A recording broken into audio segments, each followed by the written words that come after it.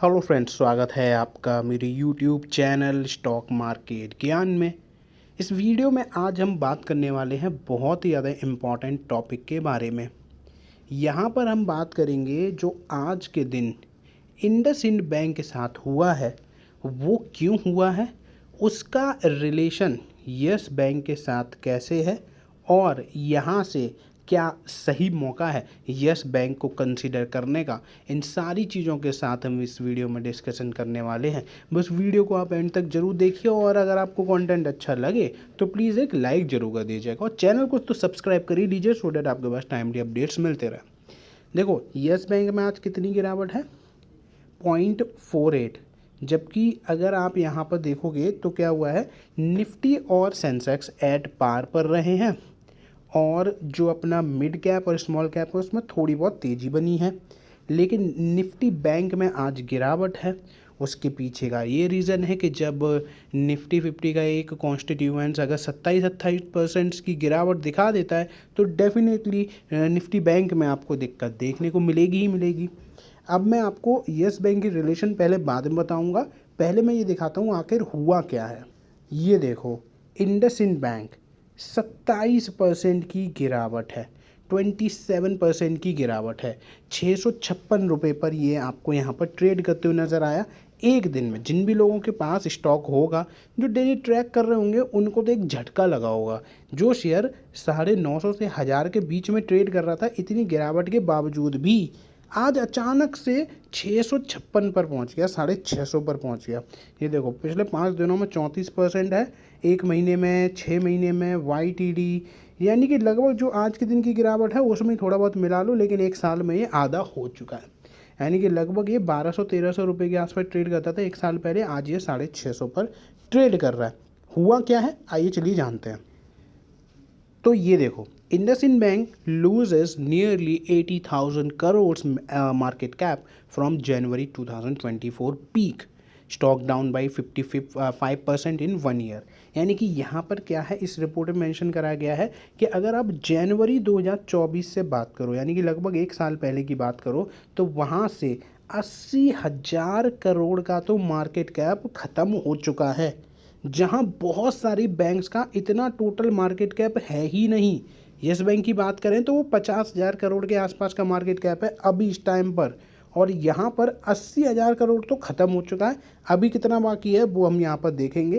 तो देखो, ये जो चीज़ें हैं, सबसे पहली आज के दिन की गिरावट का सबसे बड़ा रीज़न मैंने आपके सामने रखा है, डिस्क्रिपेंसीज इन डेरिवेटिव्स पोर्टफोलियो। यानी कि एक रेगुलेटरी फाइलिंग में पता चला है कि एक इंटरनल रिव्यू हुआ है जिस वजह से एक डिस्क्रिपेंसीज पता चली है जो कि अकाउंट के बैलेंस में निकल कर आई है, और ये रिलेटेड है डेरिवेटिव पोर्टफोलियो से। डेरिवेटिव पोर्टफोलियो में इनको ये चीज़ पता चली है, और इस वजह से अगर आप यहाँ पर देखते हो तो जो एडवर्स इम्पैक्ट यानी कि जो नेगेटिव इम्पैक्ट पड़ेगा कंपनी की नेट वर्थ पर, वो पड़ेगा लगभग 2.35%। बहुत बड़ा अमाउंट होता है। इसका इम्पैक्ट नेट प्रॉफिट पे अगर हम देखते हैं तो वो पड़ेगा करीबन 1500 करोड़ का, 1500 करोड़ का। साथ के साथ अगर आप यहाँ पर देखोगे तो इन्होंने एक एनालिस्ट कॉल रखी थी जिसमें कुछ एक्सटर्नल ऑडिटर्स के बारे में बात करी गई थी, और जो लैंडर हैं उन्होंने रीअश्योर करा था कि प्रॉफिटेबिलिटी और कैपिटल एडिक्वेसी जो है हमारा स्ट्रॉन्ग रहने वाला है, ऐसा कोई इम्पैक्ट नहीं पड़ने वाला। जब आज यहाँ पर ये सारी चीज़ें सामने निकल कर आई हैं तब पता चल रहा है कि इसका इम्पैक्ट जो है वो बहुत ज़्यादा नेगेटिव पड़ने वाला है आने वाले टाइम में।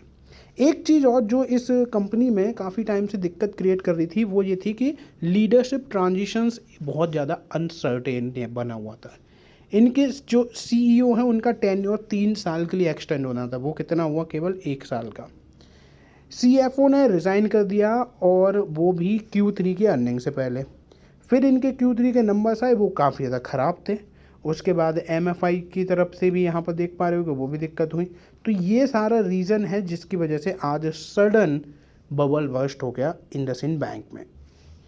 अब इस चीज़ का यस बैंक के साथ क्या रिलेशन है, तो वो ये है बेसिकली मार्केट कैप का चक्कर। यानी कि यहाँ पर जब आज के दिन इंडसइंड बैंक में 27% की गिरावट हुई तो इसका जो मार्केट कैप है वो पहुंच गया 51,110 करोड़। आप देख पा रहे हो कितना बड़ा ड्रॉप है। और जबकि यस बैंक का आज के टाइम का जो मार्केट कैप है वो है 51,350 करोड़। बहुत बड़ा डिफरेंस अब इनमें आ चुका है और इसी वजह से अब यस बैंक जो है इंडिया की 5th लार्जेस्ट प्राइवेट बैंक बन गई है। इंडसइंड को पीछे छोड़कर यहाँ पर एक छलांग मारी है, जिस वजह से अब ये 5th लार्जेस्ट यहाँ पर प्राइवेट बैंक बन गई है। प्रॉफिटेबिलिटी के मामले में देखते हो तो यस बैंक का जो पिछले कुछ क्वार्टर का बैकग्राउंड आ रहा है वो पॉजिटिव है। निम के मामले में अगर देखो तो थोड़ा बहुत इंडसइंड से कम ज़रूर होगा, लेकिन एडवांसेस कासा इन सारी चीज़ों में ग्रोथ अच्छी नज़र आ रही है। यानी कि जहां पिछले कुछ क्वार्टर में यस बैंक ने परफॉर्मेंस जो दिखाया है वो बेहतरीन दिखाया है, वहीं इंडसइंड का परफॉर्मेंस डिक्लाइन ही होते हुए नज़र आया है और आज उसका यहाँ पर आपको सिनेरियो भी देखने को मिल गया है। एसेट क्वालिटी और रिस्क मैनेजमेंट पर भी यस बैंक ने बहुत बेहतरीन काम किया है पिछले कुछ क्वार्टर में, जहां पर एनपीएस तो लगभग ज़ीरो कर ही दिया है, लेकिन साथ के साथ प्रोविजंस कवरेज रेशियो भी यहां पर अभी चीज़ों को बेटर किया गया है।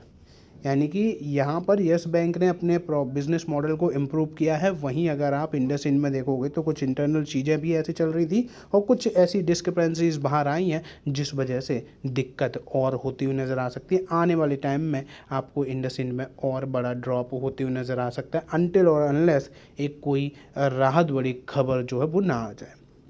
तो इस वजह से अगर आप यहाँ पर देखोगे तो ये चीज़ें जो है वो निकल के आ रही हैं।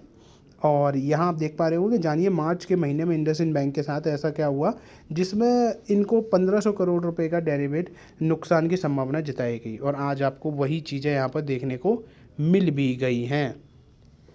तो ये है पूरी कहानी जो कि मैंने आपके सामने रख दी है। इंडसइंड बैंक का कोलैप्स और साथ के साथ यस बैंक का कनेक्शन इसके साथ क्या है वो मैंने आपके साथ इस वीडियो में शेयर करा है।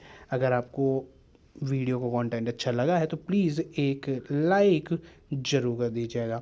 चैनल पे फर्स्ट टाइम विज़िट कर रहे हो तो प्लीज़ सब्सक्राइब भी ज़रूर करिएगा। धन्यवाद।